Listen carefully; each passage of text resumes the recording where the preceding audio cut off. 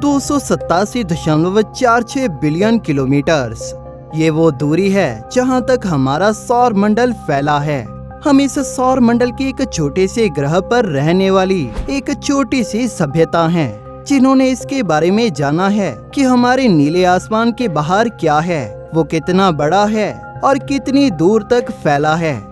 इंसानी सभ्यता के इतिहास में कई ऐसे शख्स रहे हैं जिनकी बदौलत आज हम यह समझ पाए हैं। फिर चाहे वो कोपरनिकस, गियोर्डानो ब्रूनो या फिर गैलीलियो गैलीली ही क्यों ना हो, इन्हीं की बदौलत हम अंतरिक्ष को देख और समझ पाए और इस सवाल के उत्तर को भी जान पाए कि हमारे सौर मंडल का निर्माण कैसे हुआ। वीडियो शुरू करने से पहले एक सवाल, यूरेनस और नेपच्यून का निर्माण कहां पर हुआ था, इसका जवाब भी मिलेगा आज के इस वीडियो में, तो इस वीडियो को अंत तक जरूर देखना। सौर मंडल के निर्माण से जुड़े आइडियाज हमें कुछ सबसे पुराने लेखनों से मिलते हैं। हालांकि उस समय ऐसी थ्योरीज को सौर मंडल के अस्तित्व से जोड़ने का कोई प्रयास नहीं किया गया था, क्योंकि उस समय ऐसा सोचा ही नहीं गया था कि हम एक सौर मंडल के बीच हैं। इस समय लोगों का मानना ये था कि हमारी पृथ्वी हमारे ब्रह्मांड का केंद्र है और सभी सितारे, चांद और हमारा सूर्य इसका चक्कर लगाते हैं। सौर मंडल की फॉर्मेशन और एवोल्यूशन की थ्योरी की ओर पहला कदम हीलियोसेंट्रिज्म की थ्योरी का एक्सेप्ट किया जाना था, जिसने सूर्य के सौर मंडल के केंद्र में और पृथ्वी के उसके चारों ओर एक ऑर्बिट में होने के बारे में हमें बताया था। ये कॉन्सेप्ट कई शताब्दियों के बाद विकसित हुआ था, जिसके सबसे पहले विचार हमें समोस के एरिस्टार्कस के 250 बीसी पुराने लेखनों से मिलता है। लेकिन 17वीं शताब्दी के अंत तक इस कॉन्सेप्ट को एक्सेप्ट नहीं किया गया था। सौर मंडल की फॉर्मेशन की current standard theory the nebular hypothesis 18वीं शताब्दी में इमैनुअल स्वेडेनबर्ग, इमैनुअल कांट और पीरे साइमन लाप्लास द्वारा इसके निर्माण के बाद से कई बार एक्सेप्ट और डिक्लाइन की गई है। इस हाइपोथेसिस की सबसे बड़ी आलोचना ग्रहों की तुलना में सूर्य की एंगुलर मोमेंटम, यानी कि इसकी अपनी एक्सिस पर घूमने में कमी को एक्सप्लेन ना कर पाना था। हालांकि 1980 के दशक की शुरुआत में नए सितारों के अध्ययन में हमें वो धूल और गैस के डिस्क से घिरे हुए दिखाई दिए, ठीक उसी तरह से जैसे कि नेबुलर हाइपोथेसिस में बताया गया था, जिसके कारण इसे फिर से एक्सेप्ट किया गया।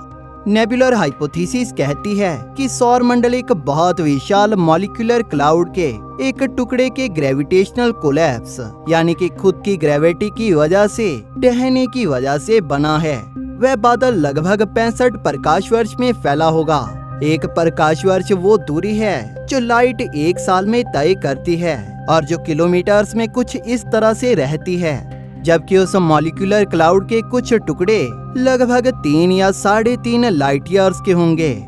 इसके टुकड़ों के और अधिक कोलैप्स होने के कारण इनसे 2000 से 20,000 AU के आकार की एक डेंस कोर का निर्माण हुआ होगा।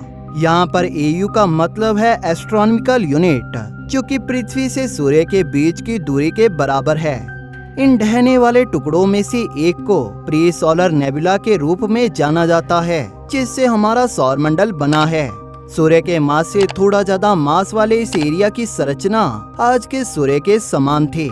हाइड्रोजन, हीलियम और बिग बैंग न्यूक्लियर सिंथेसिस द्वारा उत्पादित लिथियम की बहुत कम मात्रा, जो इसके मास का लगभग 98% थे। ये न्यूक्लियोसिंथेसिस एक ऐसी प्रोसेस है जो पहले से मौजूद एलिमेंट से नए एलिमेंट्स का उत्पादन करती है। बाकी के 2% मास में हैवी एलिमेंट्स शामिल थे, जो कि सितारों की पिछली जनरेशंस में न्यूक्लियोसिंथेसिस द्वारा बनाए गए थे। इन तारों ने जीवन के अंत में हैवी एलिमेंट्स को इंटरस्टेलर मीडियम में बाहर निकाल दिया था। मीटियोराइट्स में पाए जाने वाले सबसे पुराने मटेरियल के बारे में माना जाता है कि ये प्री सोलर नेबुला में बनने वाले पहले सॉलिड मटेरियल थे। प्राचीन उल्काओं के अध्ययन से पता चला है कि इनमें खास तरह के आइसोटोप्स मौजूद हैं, जिनमें सेम नंबर ऑफ प्रोटॉन और इलेक्ट्रॉन्स हैं, लेकिन डिफरेंट नंबर ऑफ न्यूट्रॉन वाले न्यूक्लियाई, जैसे कि लोहे का आइसोटोप आयरन 60, जो केवल फटने वाले कम उम्र वाले सितारों से बनता है। ये हमें बताता है कि उस समय हमारे शुरुआती सौर मंडल के पास में एक या अधिक सुपरनोवा हुए होंगे। उन सुपरनोवा से बनी एक शॉकवेव ने नेबुलर क्लाउड के अंदर घने रीजन्स बनाकर सूर्य के फॉर्मेशन को ट्रिगर किया हो सकता है, जिससे इन रीजन्स का कोलैप्स हुआ होगा, क्योंकि बड़े पैमाने पर कम उम्र वाले सितारे सुपरनोवा हो जाते हैं। इसीलिए हमारा सूर्य एक बड़े स्टार फॉर्मिंग रीजन यानी कि एक ऐसे इलाके जहां बहुत सारे नए सितारों का जन्म होता है, ऐसे ही एक इलाके में बना होगा जो बड़े स्केल पर सितारों का उत्पादन करता था, जो कि हमारे द्वारा देखे गए ओराइन नेबुला के जैसा रहा होगा। कुइपर बेल्ट के स्ट्रक्चर और इसके बीच मौजूद मटेरियल के अध्ययन से पता चला है कि सूर्य 6.5 और 19.5 लाइट ईयर्स के डायमीटर वाले 1000 से 10,000 सितारों के ग्रुप के बीच बना है। ये क्लस्टर अपने बनने के 135 से 535 मिलियन सालों के बाद टूटना शुरू हुआ था। प्री सोलर नेबुला कोलैप्स होने के कारण तेजी से घूमने लगा होगा। जैसे जैसे नेबुला के बीच का मटेरियल और ज्यादा डेंस होता गया, उसके बीच में मौजूद एटम्स बढ़ती फ्रीक्वेंसी के साथ एक दूसरे से टकराने लगे, जिससे उनकी काइनेटिक एनर्जी हीट में कन्वर्ट हो गई, यानी कि उनके एक दूसरे से तेज रफ्तार से टकराने के कारण बहुत ज्यादा हीट पैदा हुई।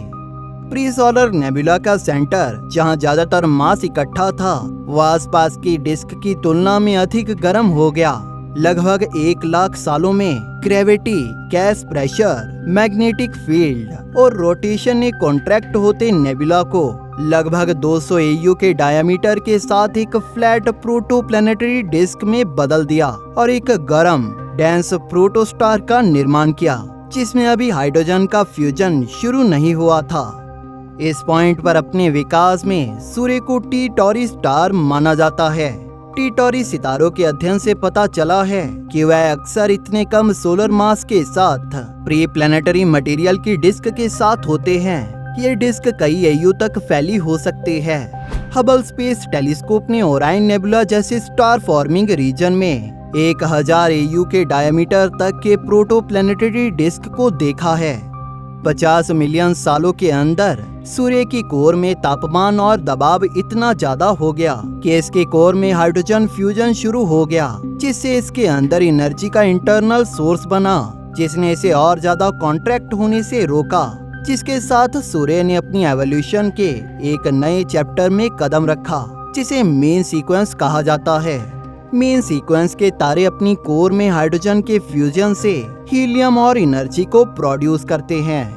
जैसे जैसे शुरुआती सौर मंडल का विकास जारी रहा, वैसे वैसे हमारा सूर्य स्टेलर नर्सरी में अपने भाई बहनों से दूर जाता गया और अपने आप ही मिल्की वे के सेंटर को ऑर्बिट करने लगा।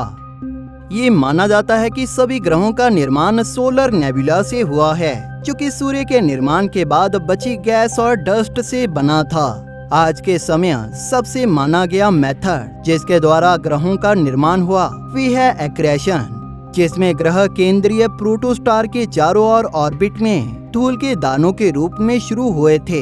एक दूसरे से डायरेक्ट कांटेक्ट और खुद ब खुद मिलने से ये धूल के कण 200 मीटर्स या 660 फीट के डायमीटर के घने रीजन्स में बदल गए, जो बाद में एक दूसरे से टकराने और जुड़ने के बाद 10 किलोमीटर के आकार के बड़े पिंड बन गए।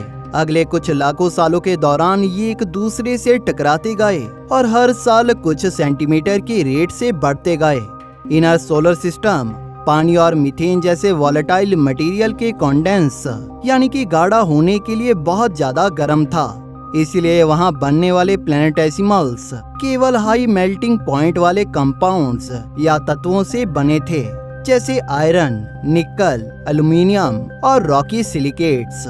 इन्हीं चट्टानी पिंडों से हमारे सौर मंडल के टेरेस्ट्रियल प्लैनेट्स बने, जैसे मरकरी, वीनस, अर्थ और मार्स।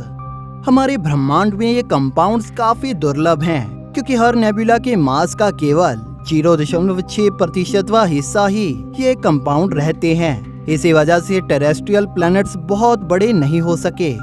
टेरेस्ट्रियल एम्ब्रियोस यानी शुरुआती टेरेस्ट्रियल प्लैनेट्स लगभग 0.05 अर्थ मास तक बढ़ गए और सूर्य के बनने के 1 लाख साल बाद इन्होंने मटेरियल को इकट्ठा करना बंद कर दिया जिसके बाद इन ग्रहों के एक दूसरे से टकराने और एक दूसरे से जुड़ने की वजह से ये ग्रह आज के अपने आकार तक पहुँचे। जब टेरेस्ट्रियल प्लैनेट्स बन रहे थे वे गैस और धूल की एक डिस्क में डूबे रहे थे। उस डिस्क में मौजूद वो गैस प्रेशर की वजह से इकट्ठी थी और इसी वजह से ये ग्रहों के जैसे सूर्य को ऑर्बिट नहीं कर रही थी। इससे पैदा हुए ड्रैग या कहे तो खिंचाव से और आसपास के मटेरियल की ग्रेविटेशनल इंटरेक्शंस की वजह से इसके घूमने में बदलाव आया और जिसकी वजह से ग्रह धीरे धीरे नए ऑर्बिट्स में चले गए। हमारे सौर मंडल में आज ग्रहों की अलाइनमेंट को देखकर आपको लगा होगा कि सभी टेरेस्ट्रियल प्लैनेट्स हमारे सूर्य के करीब हैं, लेकिन गैस जायंट्स दूर। ऐसा क्यों? इसको समझने के लिए एक एग्जाम्पल है कि जब हम पानी की एक बकेट में रेत और कंकड़ को डालते हैं तो कंकड़ पानी में नीचे बैठ जाते हैं और रेत पानी में घुल जाती है। ऐसा होने का कारण रहता है कंकड़ों की डेंसिटी यानी घनत्व का पानी और रेत से ज्यादा होना।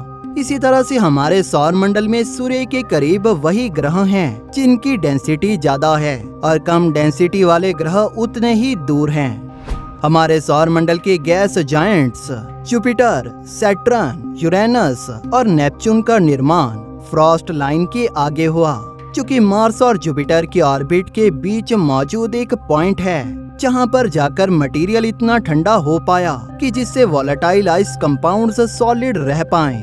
जोवियन प्लैनेट्स को बनाने वाली वॉलेटाइल गैसेस मेटल्स जैसे आयरन और निकल के मुकाबले भरपूर मात्रा में थी, जिसकी वजह से ये ग्रह विशाल आकार हासिल कर पाए और जिसके बाद इन्होंने हाइड्रोजन और हीलियम को इकट्ठा करना शुरू किया, जो कि उस डिस्क में मौजूद सबसे हल्का और सबसे ज्यादा मात्रा वाला मटेरियल था।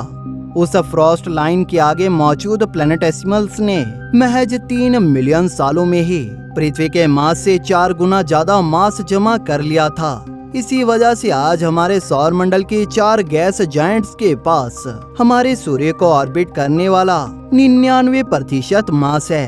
यही कारण है कि उस फ्रॉस्ट लाइन के किनारों पर मौजूद जुपिटर के पास आज पृथ्वी से 318 गुना ज्यादा मास है। जुपिटर के बनने के कुछ लाखों सालों बाद ही सैटर्न का निर्माण हो पाया और जो वो कारण है जिसकी वजह से सैटर्न का मास पृथ्वी के मास से 95 गुना ज्यादा है। सूर्य जैसे टीटॉरी सितारे अपने शुरुआती समय में बहुत ज्यादा ताकतवर स्टेलर विंड्स को छोड़ते हैं। सैटर्न और जुपिटर के बनने के बाद यूरेनस और नेपच्यून ने अपना आकार लिया, जब सूर्य से निकलने वाली स्टेलर विंड्स ने डिस्क के मटेरियल को बाहर की ओर धकेला, जिसकी वजह से ये प्लैनेट्स बहुत कम हाइड्रोजन और हीलियम को इकट्ठा कर पाए। यूरेनस और नेपच्यून को कई बार फील्ड कोर्स भी कहा जाता है। इन दोनों ग्रहों की फॉर्मेशन से जुड़ी थ्योरीज की सबसे बड़ी प्रॉब्लम है इनके बनने की रफ्तार। आज जिस जगह पर ये प्लैनेट्स मौजूद हैं, यहाँ पर बनने में इन्हें कई बिलियन साल लगते। इसका मतलब कि यूरेनस और नेपच्यून का निर्माण सूर्य के पास कहीं हुआ होगा या फिर जुपिटर और सैटर्न के बीच, और जिसके बाद इन्हें बाहर की ओर धकेल दिया गया। इसका सबूत हमें मिले एक कॉमेट वाइल्ड 2 से मिले स्टार डस्ट सैंपल से मिलता है। इस सैंपल के अध्ययन से ये पता चला कि हमारे सौर मंडल के शुरुआती समय में गर्म मटेरियल सौर मंडल के अंदरूनी हिस्से से बाहर की ओर निकाला जा रहा था। लगभग 3 मिलियन से 10 मिलियन सालों बाद हमारे सूर्य से निकली स्टेलर विंड्स ने प्रोटोप्लैनेटरी डिस्क में मौजूद गैस और डस्ट को इंटरस्टेलर स्पेस की तरफ धकेल दिया, जिससे प्लैनेट्स के आकार बढ़ने की प्रोसेस रुक गई, जहां जाकर हमारे सौर मंडल ने वो आकार लिया जिसे आज हम देखते हैं। अब हम सौर मंडल के निर्माण के बारे में जान चुके हैं और अब हम आज के वैज्ञानिकों की इसके बारे में राय जानते हैं। आज के ग्रहों के बारे में ये माना गया था कि इनका निर्माण इनकी ऑर्बिट या इसके करीब कहीं हुआ होगा। हालांकि इस पे पिछले 20 सालों में कई सवाल उठाए गए हैं। आज कई प्लैनेटरी वैज्ञानिकों का मानना है कि हमारा सौर मंडल अपने शुरुआती समय में आज से काफी ज्यादा अलग दिखाई देता होगा। सौर मंडल के अंदरूनी हिस्से में मरकरी जैसे कई ग्रह मौजूद रहे होंगे और सौर मंडल का बाहरी हिस्सा आज के मुकाबले कहीं ज्यादा कॉम्पैक्ट रहा होगा। हमारे सौर मंडल में एस्ट्रॉइड बेल्ट और कुइपर बेल्ट का निर्माण कैसे हुआ, ये सवाल अगली वीडियो के लिए। अगर आप इसके बारे में जानना चाहते हैं तो हमें नीचे कमेंट सेक्शन में जरूर बताइए। अगर आपको ये वीडियो पसंद आई तो इसे लाइक और शेयर जरूर करें और ऐसी ही और वीडियोस देखने के लिए हमारे चैनल को सब्सक्राइब जरूर कर लें और बेल नोटिफिकेशन ऑन करना ना भूलें ताकि नई वीडियोस की नोटिफिकेशन आपको अपलोड होते ही मिल जाए। थैंक यू फॉर वॉचिंग दोस्तों, इस वीडियो को अंत तक देखने के लिए आप सभी का धन्यवाद।